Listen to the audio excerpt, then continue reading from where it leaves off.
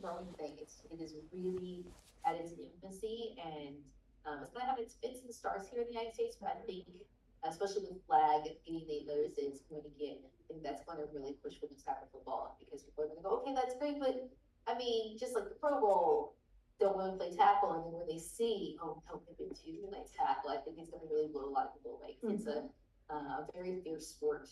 You know, the women are playing it with their heart and soul, being paid, most of them paying to play too. So that makes a big difference in just the way their level is. Because everybody has a day job. Yeah.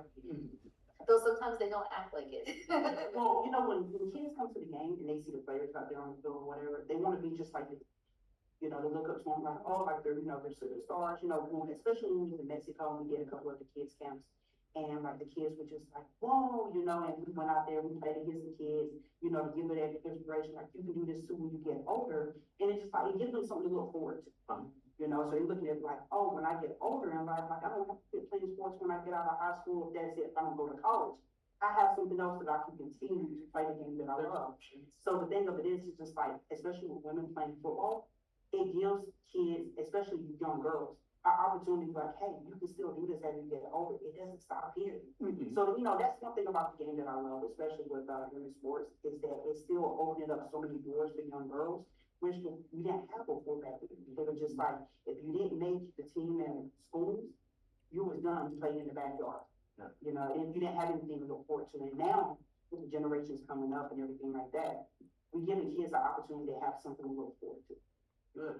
And, you know, it makes you think about, wow, what we don't have, what we take advantage of. You know what I'm saying? The entitlement that we have over here in America, when we go to other countries where it's just like, you know, this is all you have, and like, we play on turf, and we're down there playing on like dirt, red dirt, and you're looking at like the conditions, but you know what I'm saying? They look at us like, whoa, you know, it makes you think about what we have and what we take advantage of, and like when we go somewhere so we can give back, and we putting a smile on a child's face, that's what it's really about. Yeah. The sport really brings out a lot that, you know, we sometimes take advantage of. What is the most enjoyable part about playing for the Seattle Spartans?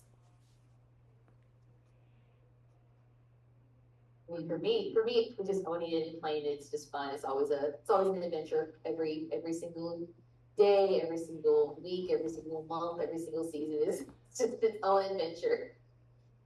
For me, it would be the good practices that we have when coach is very happy and she tells us that she's very proud of us and very happy. We don't get many of those, though, when we get them. Enjoy it. We love it. For me, it's just the team chemistry. Like, when I get to the field, like, that's my pride and joy.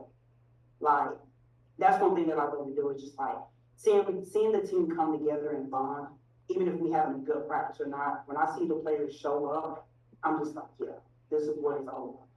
And if the chemistry's awful, what do you do? And this was not just in football, I think it's in life. How do we fix the chemistry? You know, I yell at them about it. I let them know, like, hey, you know, we got time to take care of it. Yeah, let them take care of it, but you know, I let them know, like, hey, it's no, you need to fix it. You gotta bring it in. Questions are, if you had to describe your experience with the Spartans in one word, what would it be? Oh, it's just exciting for me. Magical. Oh. I was talking to my wife, and I was like, would magical be too much? Is it not a professional word? But I don't want to go with magic.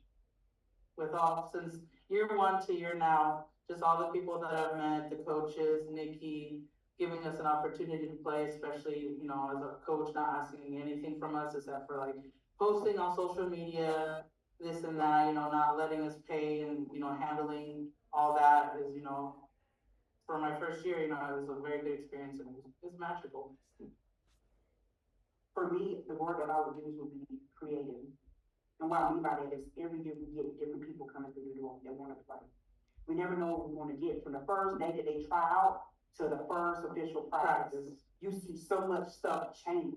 And so as coaches and staff, we have to be creative to keep players motivated, keep players coming to practice, keep players in tune. So it's like, it's very creative.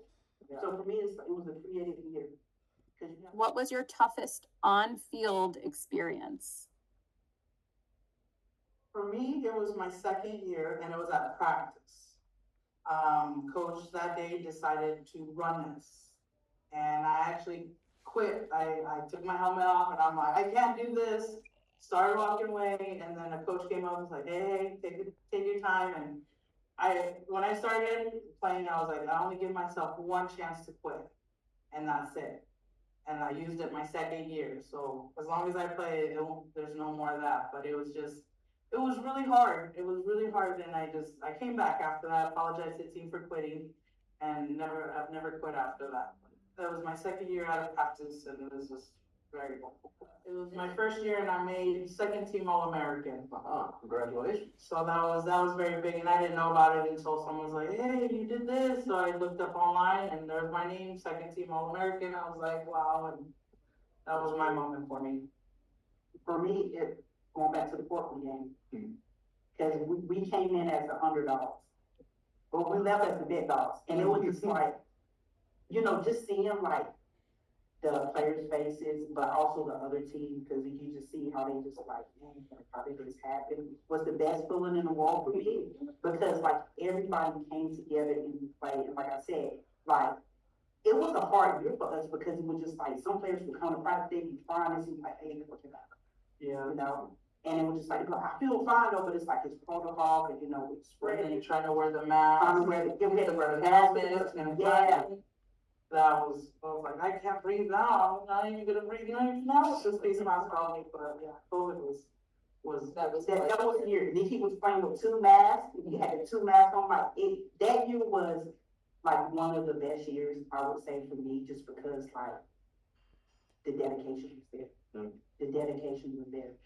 We was fighters. Yeah, and that's what let you win. That's what it was. Very good.